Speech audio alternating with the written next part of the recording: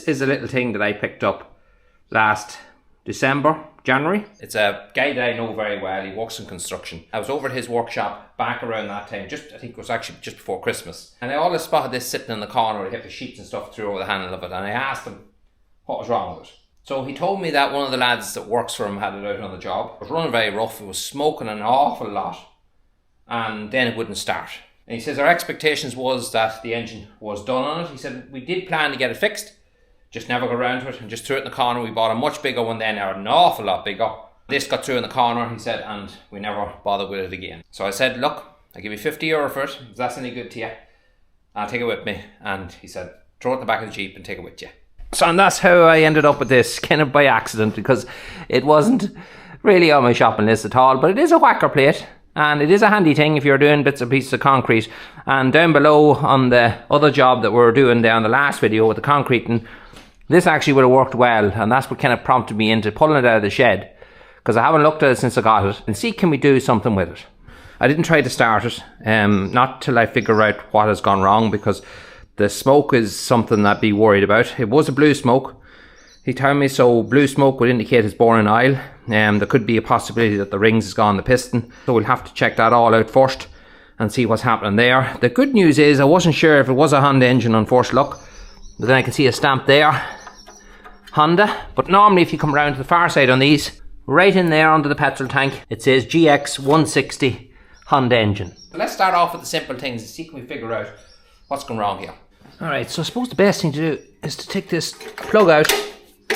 We'll just test the compression and see what it's like.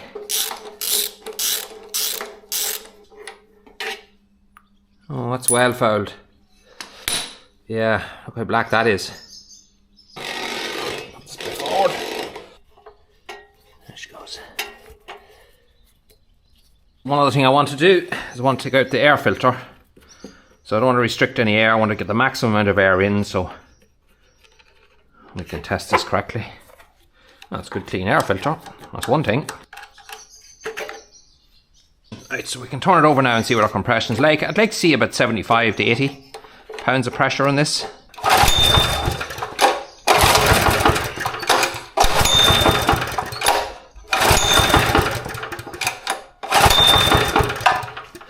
Alright. There's 100 pound of pressure. Nothing wrong with that engine. Another way you can test these to see if you've got an issue with the rings and the piston is to do a wet test. So do the same thing I was doing before. The difference being you put a little bit of oil down, ordinary engine oil, down into where the plug is, down to the plug hole, and then you turn it over a few times. What will happen is the oil will seal around the rings. It'll give you a temporary seal. And if you see a big jump in the pressure, like say 40 or 50, and jumped up to 75 or 80, that would give you a good indication that your piston rings is worn. Now even a new engine will have a difference in it. You will see a jump because you'll always see a little bit leaking by the rings, but if it's a big jump, 20, 30 or 40 even pounds of pressure, then that's usually a good indication that your rings is probably worn. I just want to give this a clean.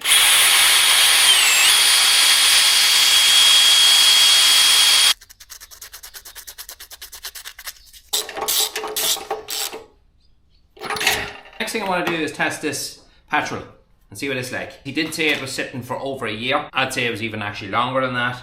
And petrol can turn into varnish. If we look and see what's in it. Why is that so dirty?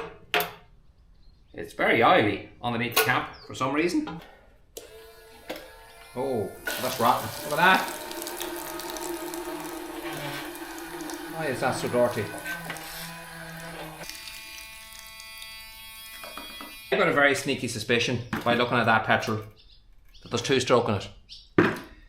I'm practically certain there's two-stroke in that petrol, and if it is, it won't do any harm by the way to a four-stroke engine, but this is not a two-stroke engine and you shouldn't have a mix in it, and if there is a mix in it that would cause it a blue smoke for definite. It would foul the plug. It would explain a few things. We'll take this petrol tank off, we'll clean it out. We're going to have to take the carburetor off now once I see that, because no doubt it is probably gunked up as well, and see will that solve this problem.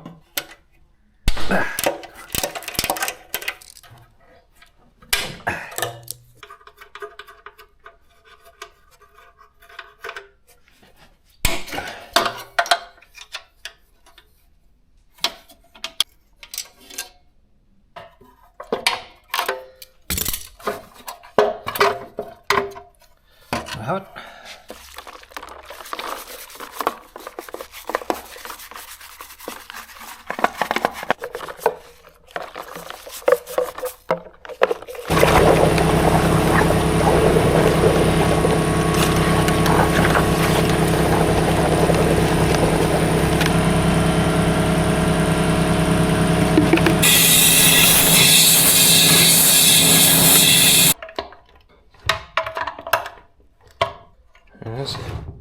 And there's your little screed filter, which looks clean, yeah. So all I'm going to do here is stick a couple of bits of cloth in here.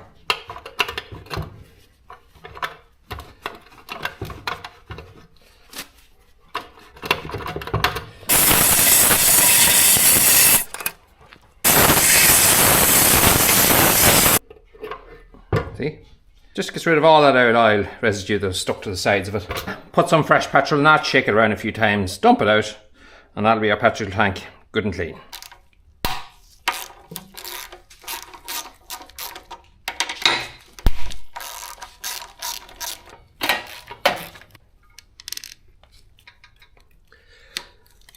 So just get rid of this wire.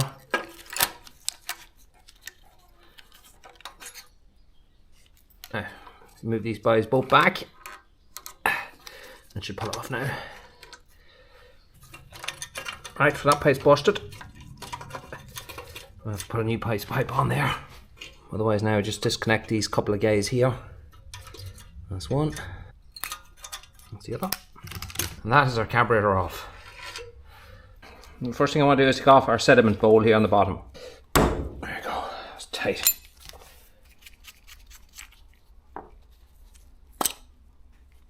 Oh, that black stuff, you can see it there now. But no dirt in that bowl, otherwise. I'm going to take off our float here and have a wee look at it.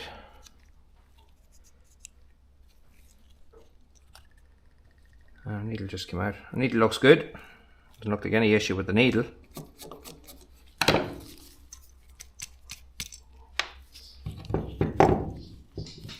Look out there, you should be fit to see a nice clean hole through that. And I guarantee you can't. That jet there is stuffed. Elaine has helped me here in the background. Elena's going to look. You see a hole through that? Nope, not one thing.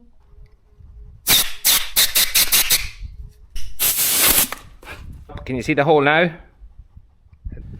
Yeah, I can see a hole through that now. I'm going to soak that in a bit of carb cleaner, same as this here, and I'm just going to blow out the rest of it.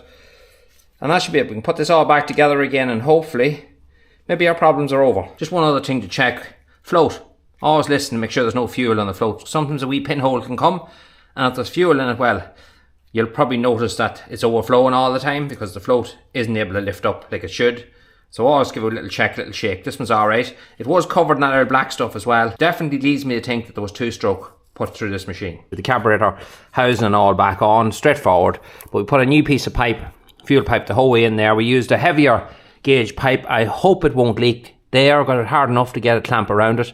But the governor spring, which is this guy here, it wasn't connected on this other side underneath the tank. Very hard to see it when the tank is on, but the minute the tank was off I could see it wasn't connected. That'd make a big difference in the running of this because it kind of balances out the idle. Everything's connected up right. So before we go any further, we have a couple of cracks here to take care of. You see one there. Sorry, we're kind of half in the shade, half outside here at the minute. I'm trying to block the sun on top of my head because it is actually lovely for once outside. I want to just angle grind these down, just put a wee bit of weld there to stop them cracks from getting any bigger.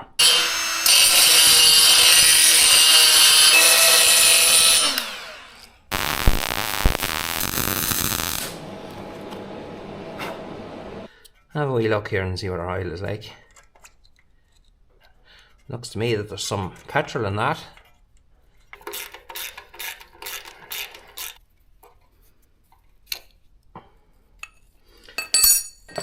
Here.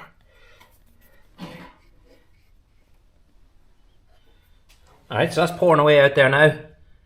Give it a wee while. Come back to it in a few minutes.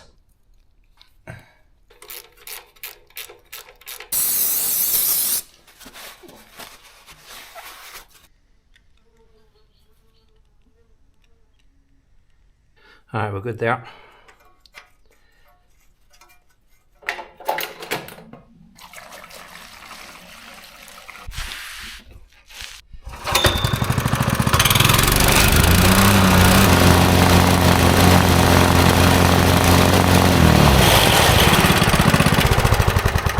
Yeah, well, there you have it.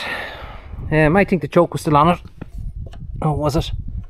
Yeah, I think it was. I'm going to check it again just to make sure she is running without the choke on. So my conclusion to this would probably be that someone put 2-stroke on this.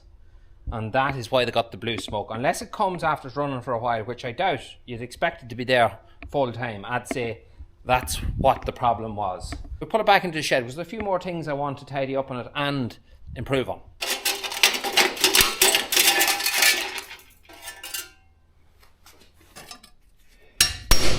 There we go.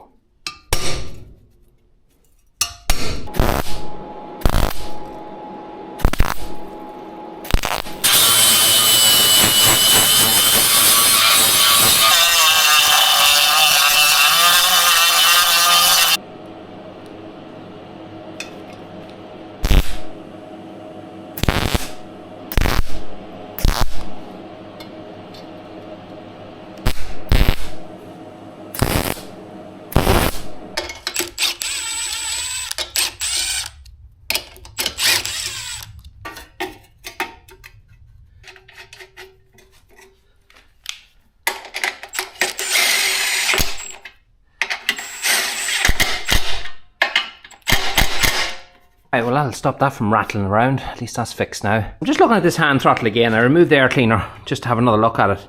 At the minute it's very loose. This lock nut is loose. You can screw it off. But if I put a better nut on that, and maybe a split washer as well, and put pressure on it, it keeps it stiff. That you can adjust it just with your hand. Put your hand down, adjust the speed, and knock the speed off. I wonder, would that work?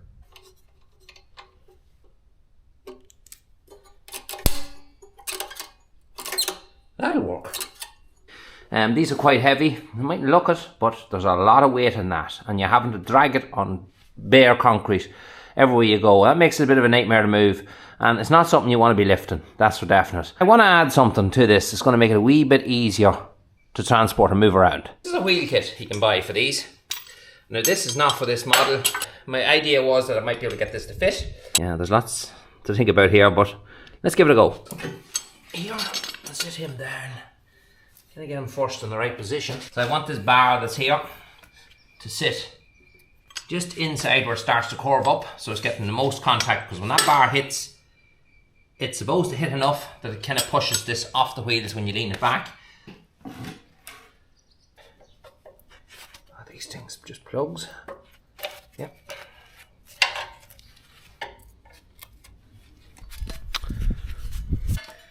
I don't want to put too much pressure on this stuff here because I have a feeling that it'll break just by looking at it. So to kind of counterweight that, I could just come along this the whole way across, either ways, and that'll give me somewhere to weld to.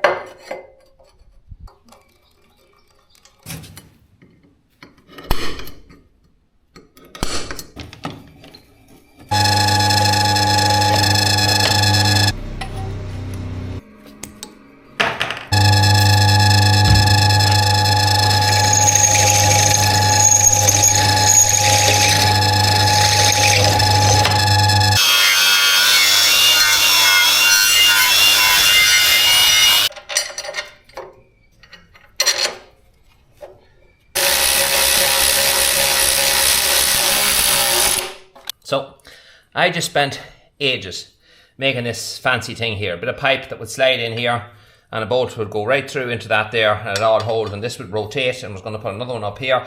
I was making a real fancy job of it, but 40 minutes into it I realised that that wasn't going to work. That was the first attempt, which was a failure. Alright, so attempt number 2 is these brackets here, which will fit in perfectly on these. And these brackets just basically come off a cubicle bracket. For attaching your cubicles together. It's just a plate with the holes and all in it. Looks exactly like the other one. Only problem is it may not be long enough, but we'll find out soon. Bracket there on both sides, and just like that, that can bolt in. Will that work?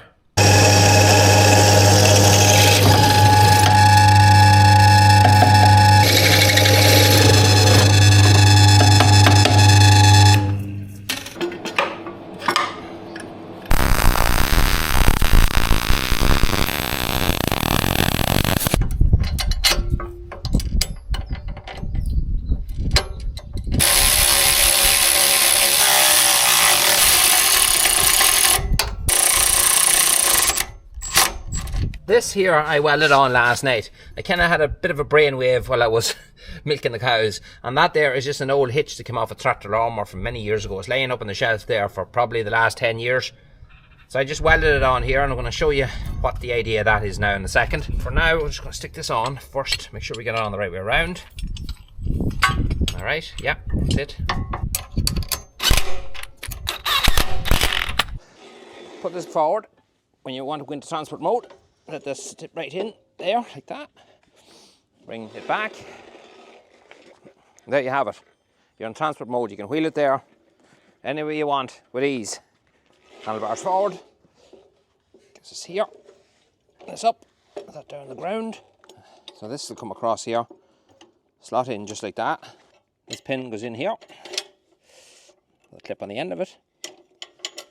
And just like that, there are the wheels out of the way and secure, they can't move. Bring your handlebars down, and that's it. Now you might think there's a bit lopsided, it's not.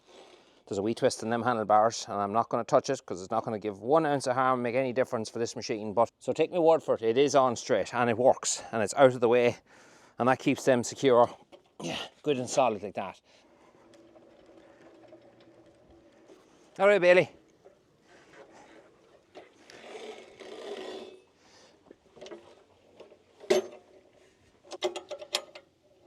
Turn on our fuel, choke on,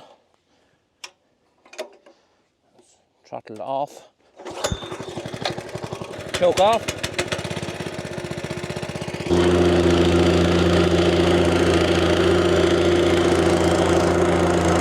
Right, so I just figured out it doesn't like hammering down soil, it doesn't want to move the soil. Let's try it in a bit of gravel.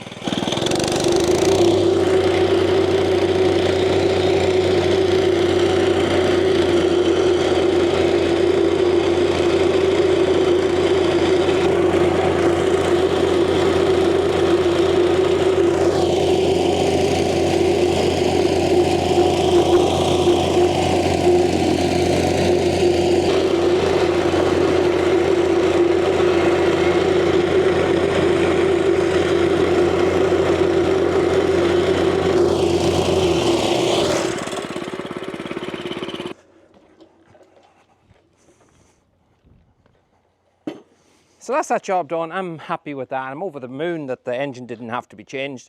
I'm always messing around with bits of concrete and stuff, and just to have something like this here maybe to firm things down, especially with projects we have coming up, I think it'll be very, very handy, and I'm happy with that. But it was good fun to give it a go. I know it's different than what we normally do, but different's good. And I certainly enjoyed making this video, although it took quite a while, believe it or not, to get everything done on it. It still was worth doing, and we have a little machine now that should serve us, touch wood, somewhere for a long time. Now, we've got plenty happening over the next couple of weeks. We'll be starting our second cut silage now very shortly. We'll also be pulling out that digger because we have to pull the back actor off that, take a slew motor off. So that's going to be quite a hefty job, but that's the major part that has to be fixed. So we're going to be tearing to that very soon. So yeah, plenty happening. Thanks very much for watching. Let's go do something else.